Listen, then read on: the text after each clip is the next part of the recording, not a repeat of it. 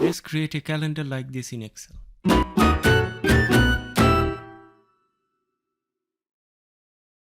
Right here month, let's merge these three cells and click on data and data validation, drop down list. Now write all the month name with comma.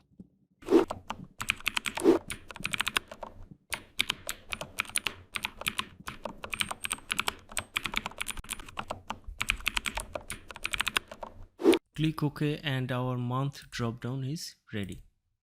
Let's write here year, merge this three cell. Let's write here 2026 and in the month let's select the month June. Okay, now let's create the calendar from here. Let's give it a border. Let's write here day, Saturday, drag it and it will get all the day name. Let's move it here and merge this cell and write a formula here. Write equal to date value, double click here. So date text, our day will be, let's write here 1, add ampersand, and month will be this cell, add ampersand again, and year will be this one, close parenthesis. So if you provide day, month and year, date value will convert that into a proper date. Okay, if I press enter, we have a serial number. Let's right click and click on format cell, click on date, and let's select this format and click on OK. So this is our calendar title. Now let's format this, change the fill color to this one and change the font color to white. Now let's use the same formatting here. We can change the fill color from here also.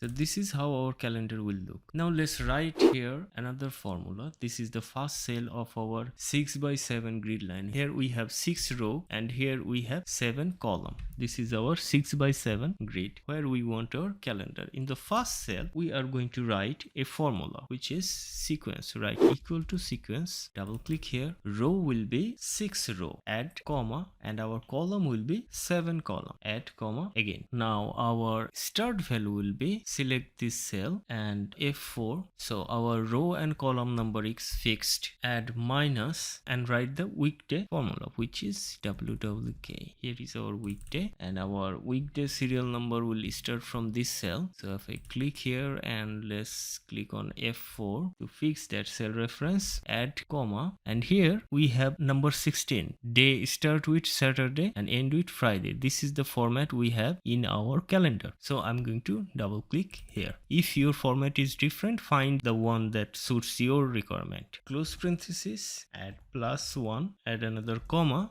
and our step value will be 1. Close parenthesis. In this formula, at the first cell, we are going to start a 6x7 sequential grid line that will start from 1 to max 31 based on our month here, and our date count will also match the same sequence here, Saturday to Friday, which we have confirmed using the weekday function. If I press enter, we get formatting error. So we are going to right click here, click on format cell, click on custom, and from here I'm going to remove general and I'm going to write here a single D, and if I click OK, so we are getting a calendar, but here we are getting date from previous month and here we are getting date from next month. So I'm going to remove them using formatting, and you can see today is 15th June, which is Monday, and here in our calendar it's showing properly. So our calendar is working. We just need to remove all the date from previous month and all the date from next month. So we can do that easily using conditional formatting. Also, I want to mark all the weekends in red font. So let's change the font from here.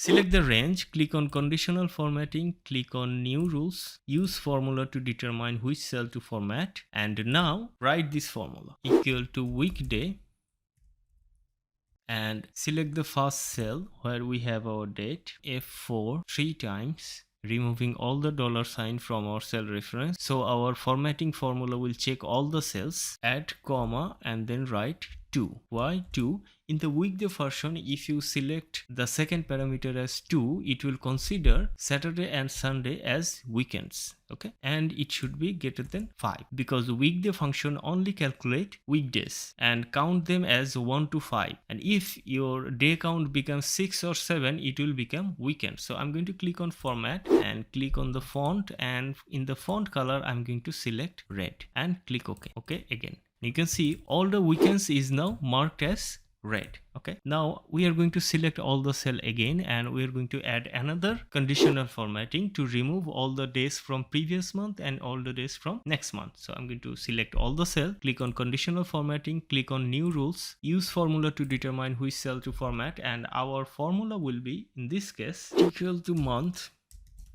within parentheses select the first cell where you have your first date. Press F4 3 times, removing all the $sign. That will help us checking all the cells individually. Now write less than and greater than, and then write the month function again, and within parentheses select the cell where you have your calendar month, and this cell should have $sign before both row and column. Close parentheses. So it will check if each cell is matching the same month here. If it's matching the same month, then it will do something, otherwise it will do something else. So here, if this thing matches, nothing will happen. If it doesn't match, then we are going to click on the font color and then select the font color to white. If I click OK and click OK again, and you can see all the numbers is now removed. It's actually there, but it's not visible because our conditional formatting has changed the font color to white, making our calendar much more efficient. So if I change this drop down from here, our calendar is changing. Let's change the month to